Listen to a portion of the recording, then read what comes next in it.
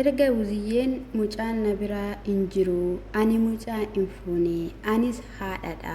Diraamaa keessan dhaabaa karaa ittiin dhuftu dhabdee erga ruuttaadhaan jettee amma yaada tokko naa dhufe ganniin magaalaa Finfinnee jirti jechuudha. Eenyu bira immoo jirti yoo jettanitu ta'e haadha Roobeel fa'ii. Haati Roobeelii ganniidhaa fi eessumaadha jechuudha. Yeroo ishiin kana dura iteete jettee waamtu dhaga'een ture waanta ta'eef mucaan guyyaa guyyaa achi oola. Ganama kan ka'anii jechuudha. Aannan isaa, carqii isaa, daayippari isaa walitti qabanii fiitu fuudhanii achi geessu jechuudha. Ruutaan immoo mucaan mana hin jiru jettee dhuftee Abiraamidhaan gixximuu gootee qabdi jechuudha. Meeyyuu dhiiraa sin barbaadu sin fedhu jedhee nama dhiisee bahee jechuudha. Kotota barbaadanii bira dhaquu osoo hin taane dhiisuudha jechuudha. Ruutiyyee koo haati daa'ima tokko jalaa badee guyyoota lakkoofsisee asii abbaan na bira hin jiru jedhee osoollee na birallee jirallee jedheellee haa ta'u hin kuullattaa jennaan dibattaa jennaa jechuudha. Ameeyyuu seekendii sadiif yoo haadha namaa jalaa mucaan baddee unkaan bakka meekaappii miti bakka nyaataayyuu hin dhattu haati jechuudha. Hin beekna haadha jechuudha. Kanaafiyyuu garaatti baannee dahuun nu barbaachisu simmeetii haadha keenyaa hin beekna waan ta'eef jechuudha. I love you immaa haadha kiyya. Baay'een si jaaladha. Umurii naa dheeradhu. Umurii isiniif haa dheerattu hordoftoota koo haati keessan siniin jechuun jaaladha. Baay'een bakka waa'ee naadhana dhukkuba keessa koo siniin jechuun jaaladha. Innaa egaa buziyyeen asiin turre haniidha kanii ishiin jette sabiraanis immoo anii fi efaanii baay'ee tokkodhaan walitti buunee mana ermeellaa dhufee rakkoo guddaa uumee ture. Ani isaanii argachuuyyuu hin barbaadu. Isaan hin fedhu. Ishiin immoo mucaatu na jalaa badee jechaadha kan ishiin turte. Dubatti mucaan jalaa badee hin fakkaattu. Qibrirra jettee uffattee dibatteetidha kan inni jechaatoo ture. Ani yeroo darbee yoon akkas jedhee gaafadheeyyuu akkamittiin ani fedha ishiitiin alatti fuudha maal jechuudha. Ani bilbilli kiyya immoo kan na jalaa cufames hojiirran ture. Ani jireenya keessanii qofadha ani jiruu hin qabu waan hin sirreessa jireenya kiyyatti deebi'uun qaba. Innaa inni shinaasoftu kun immoo anaaf gaaffiidha. Maqaa kiyya maaliif na balleessiti?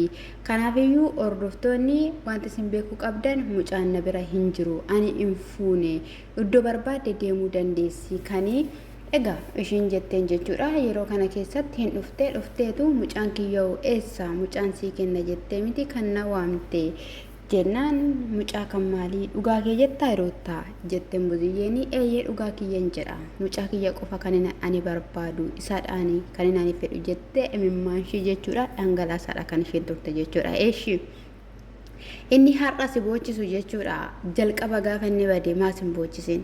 Kaleessa gaafa ermeellaa waamtu maas hin boochisin. Eeshidha.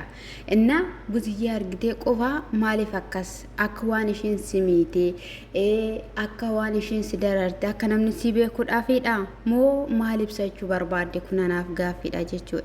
Mee yoosumayyuu immoo ta'e mucaarama keeyyoo fudhachuuyyuu barbaadde ta'uu ta'e kana baasa hin beekne jechuudha. Illaafanya caataamii kana jechuudha. Fiddee maa dhuftaa turte jechuudha. Maali ruuttaa yoo qabdi? Maali ruutta dhugaa dubbachuudhaaf tanan dubartummaa kee yoo heedde jechuudha.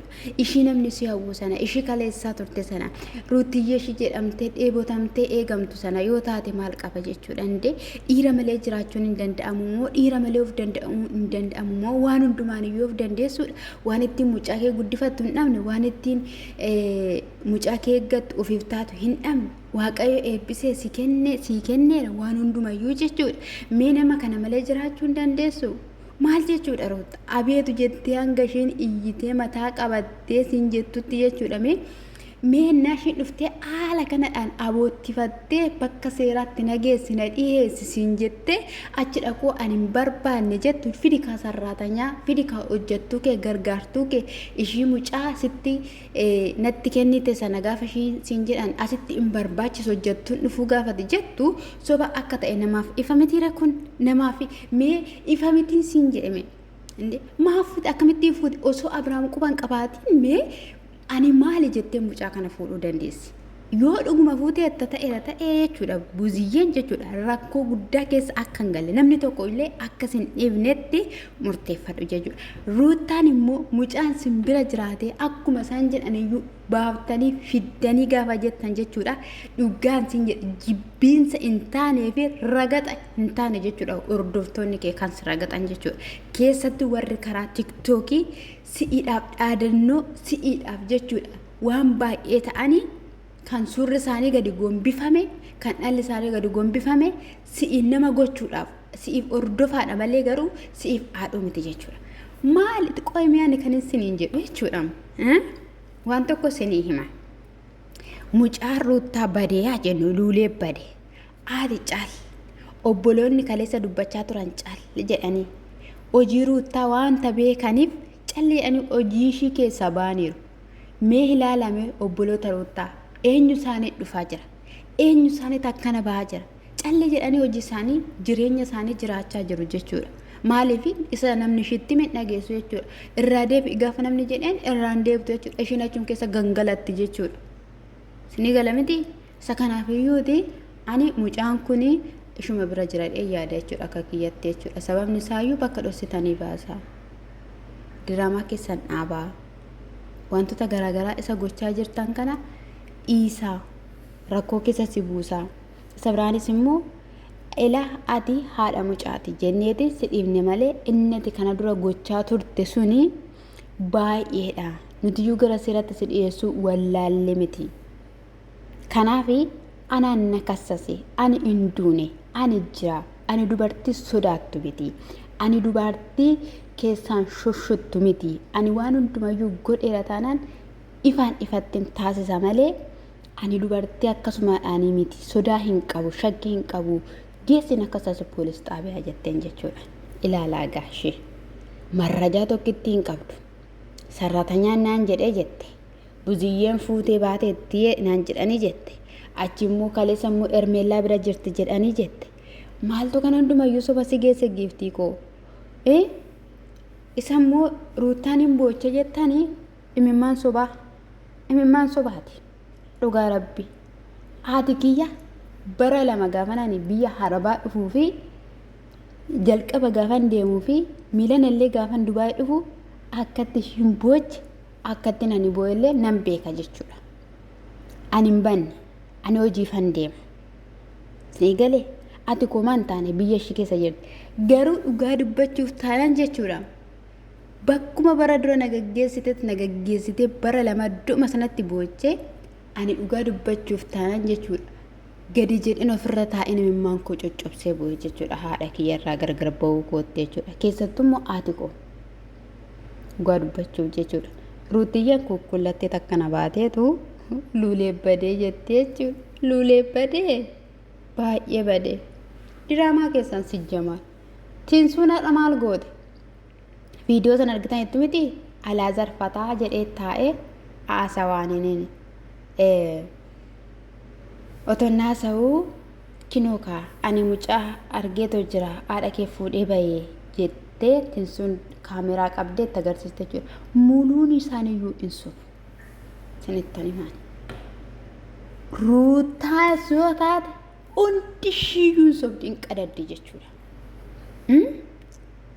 maaduran badiin edaani ermeellaa faana araaramee jireenya eegalleera jedhan badee mucaan maal saamintii sana darbe maan badiin hooyattee ruutaan kiyyoo kiyyeessiti jechuudha sinittani maani ruutaan dhugaa dubbachuuf taanan jechuudha xaxaashiin xaxxutuyyuu gaa'ela ishee dhabsiise waaqa rabbi achi bakka hanchi mucaa kiyya yeroo baay'ee narraa fudhachuudhaaf yaalii goote yeroo baay'ee yaalte kana dura soo ta'e Abrahaam gaafa mucaa irraa fudhatu osoo daanii faana ila hordoftoota sinan yaadachiisan da'uun gaafa mucaan jalaa fudhatamee guyyaa 3 ture daanii jedhanii meerii jedhanii ruutaa jedhanii waan ta'e qopheessanii achi booda Abrahaam sodaatee mucaan xiqqoo nafaana aaturu jedhee isaan biraa fudhatee bahe malee buziyyeeyyuu miti gaafsanayyuu kan fudhate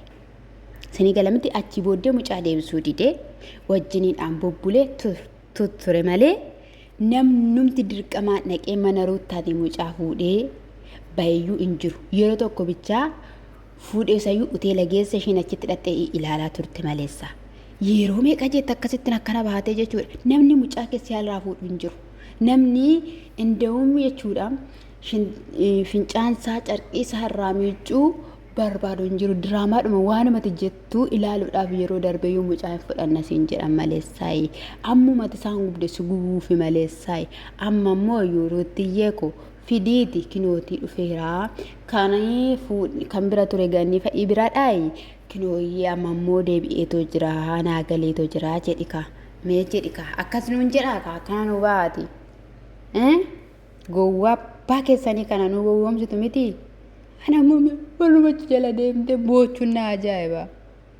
Maaltu na boochisa? Nde ati meekaapbii dibattee dhufte shirri gudi jettee dhufte diraamaa fakkeessite annan boo'a hin boo'u.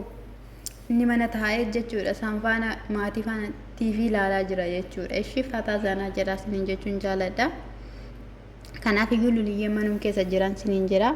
Isa biraanis immoo egaa Abiraamidhaan buziyyeen iddoo qopheeffadhu jetteettiin ati biyya kana keessa ba'uun dirqama sitti ta'a jettee ba'uu qabda malee ishiin sin jiraachistu haala kanadhaanidha. Iddoo qopheeffadhu yeroodhaan kan ishiin jetteen jechuudha.